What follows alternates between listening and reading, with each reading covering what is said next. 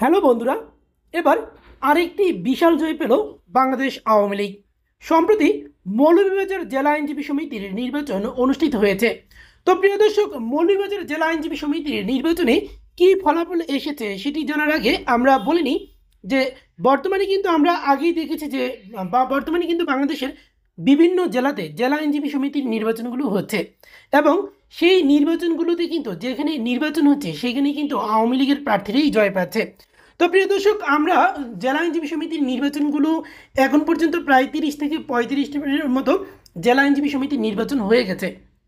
তো সেই নির্বাচনগুলোতে কিছু নির্বাচনে ভোট হয়েছিল এবং কিছু নির্বাচনে বিনা প্রতিদ্বন্দ্বিতায় জয় পেয়েছে এবং কয়েকটি নির্বাচন রয়েছে যেগুলো কিন্তু তারা বাতিল করে দিয়েছে, অর্থাৎ সরকারের চাপে বা স্থানীয় যে বিএনপি, জামায়াত বা বৈষম্য বিরোধী এই ধরনের ব্যানারের যারা রয়েছে তাদের চাপে কিন্তু অনেকগুলো নির্বাচন, আইনজীবী সমিতির নির্বাচন বাতিল করতে হয়েছে। তার মধ্যে চট্টগ্রাম জেলা আইনজীবী সমিতির নির্বাচন অন্যতম। তো সাধারণত যেসব স্থানে আওয়ামী লীগ জিতবে নিশ্চিত হয়ে যায় সেসব স্থানে কিন্তু আর নির্বাচনটা হতে দেওয়া হয় না এবং যেসব জায়গায় আওয়ামী লীগ জিতবে না, তো সেসব জায়গায় কিন্তু তারা একটা নির্বাচনের আয়োজন করে, তবে সেই নির্বাচনেও কিন্তু আওয়ামী লীগের প্রার্থীরাই জয়ী হয়। তো এবার মৌলভীবাজার জেলা আইনজীবী সমিতির নির্বাচনটাতেও কিন্তু একই অবস্থা হয়েছে।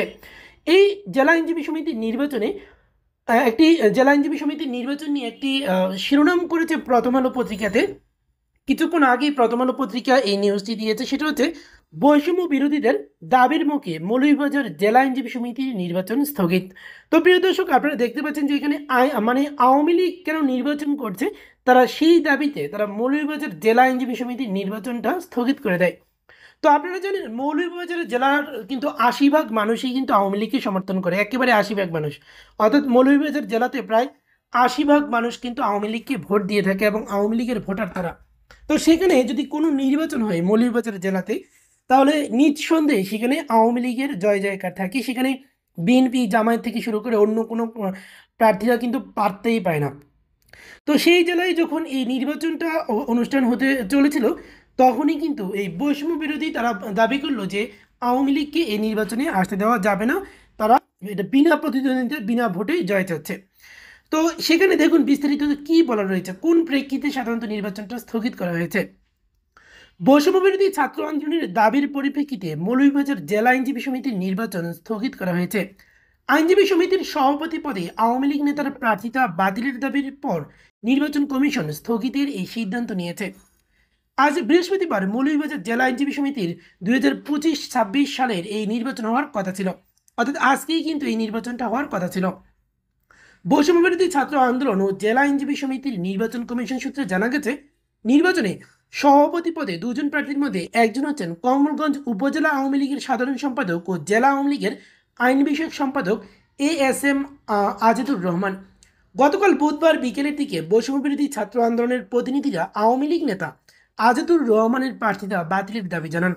এই দাবিতে আইনজীবী সমিতির কার্যালয়ের সামনে তারা অবস্থান নেন। চিন্তা করেন, তারা কিন্তু জোর করে অনেকটা এই নির্বাচনটা বন্ধ করে দিয়েছে। পরে নির্বাচন কমিশন জ্যেষ্ঠ আইনজীবী সবাই মিলে স্থগিতের সিদ্ধান্ত নেয়। তো এখানে বলা রয়েছে যে বলছে যে 13 ফেব্রুয়ারি 2025 সালের নির্বাচন অনিবার্য কারণবশত স্থগিত করা হলো। তো প্রিয় দর্শক, তারপরে যেটা বলছে জেলা আইনজীবী সমিতি নির্বাচন কমিশনের প্রধান যিনি মামুনুর রশিদ, তিনি বলেন আজিদুর রহমানের প্রার্থিতার বিষয়ে বৈষম্যবিরোধী ছাত্র আন্দোলনের আপত্তি দিয়েছে। তাদের আপত্তির পরিপ্রেক্ষিতে নির্বাচন কমিশন সিনিয়র জুনিয়র আইনজীবী সহ কমিটির সদস্যরা রাতে বৈঠক করেন। বৈঠকে নির্বাচন সাময়িক স্থগিতের সিদ্ধান্ত নেওয়া হয়েছে। আগামী 2-3 দিনের মধ্যে আলোচনা করে নির্বাচনের বিষয়ে পরবর্তী সিদ্ধান্ত নেওয়া হবে।